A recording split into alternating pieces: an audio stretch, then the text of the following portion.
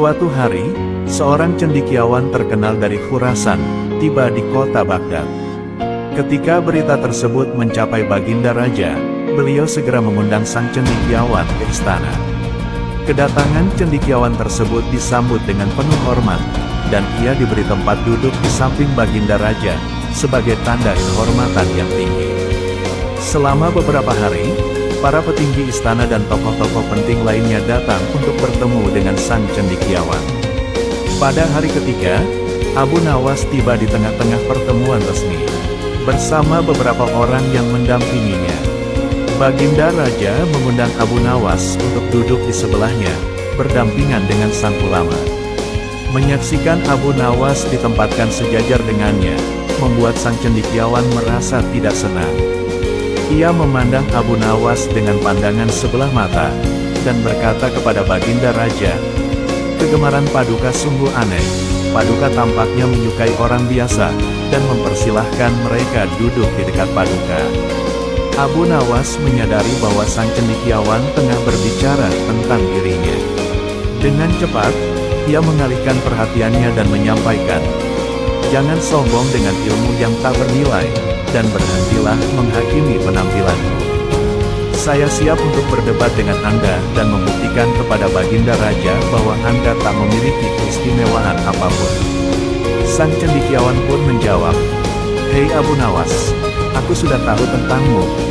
Aku dengar kau adalah orang gila, dan aku tak ingin berurusan dengan orang gila." Abu Nawas kemudian membalas, "Ya, aku mengakui kegilaanku, tapi kau tidak mengakui ketidaktahuanmu." Dalam kegemparan tersebut, Baginda Raja memandang Abu Nawas dengan marah dan memerintahnya untuk diam. Menurut pandangan Baginda Raja, sang cendekiawan dianggap sebagai orang yang terpandang dan sangat disegani di daerah Khurasan.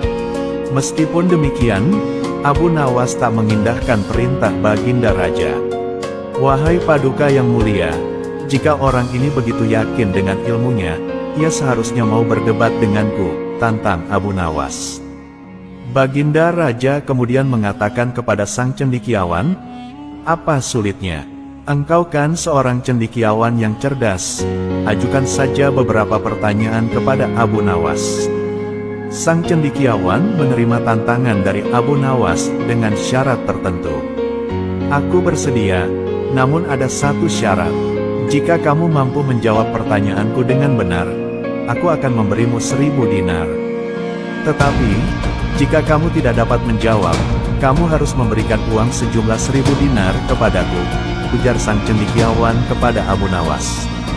"Aku tidak memiliki harta dunia, termasuk dinar dan emas, namun aku bersedia untuk berdebat denganmu.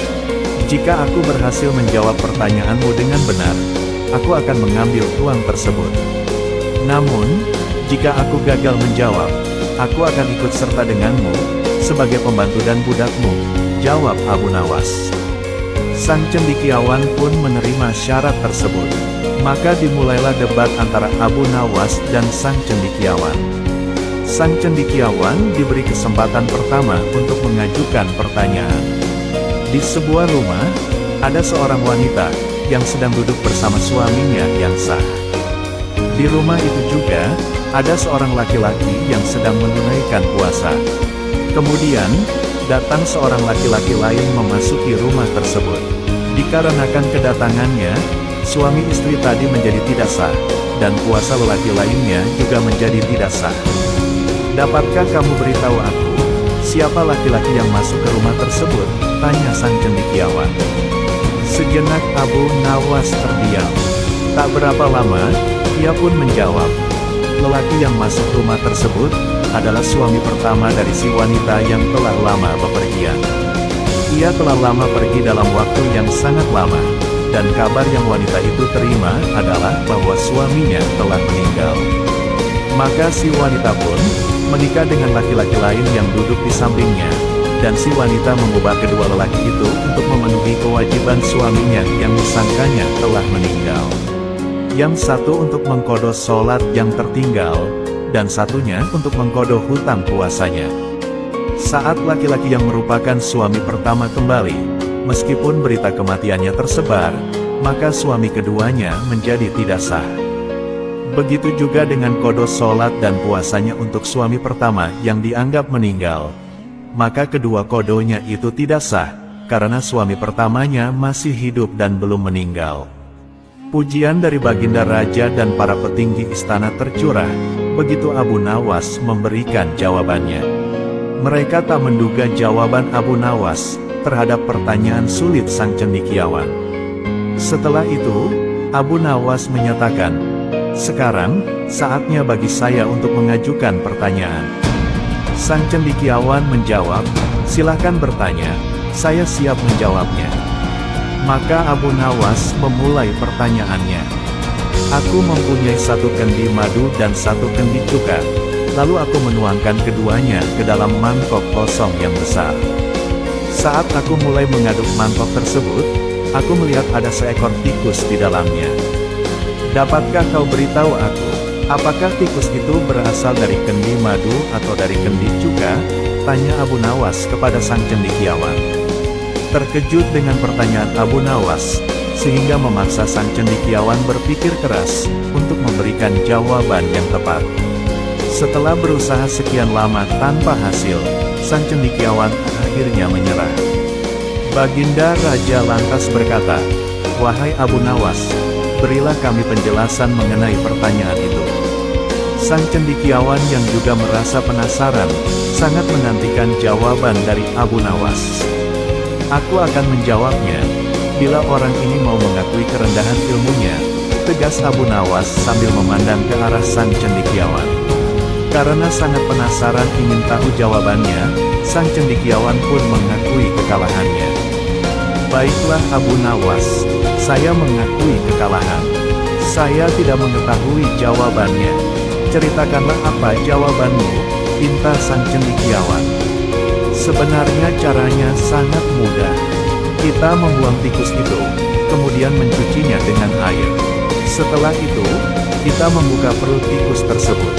Jika perutnya berisi cuka, maka tikus itu berasal dari kendi cuka, karena sebelumnya tikus tersebut masuk ke dalam kendi cuka. Jika perutnya berisi madu, maka tikus itu berasal dari kendi madu, karena sebelumnya tikus tersebut masuk ke dalam kendi madu," jelas Abu Nawas. Semua orang terkesima oleh kecerdasan Abu Nawas. Baginda Raja terus memberikan pujian, sementara sang cendekiawan merasa sangat malu.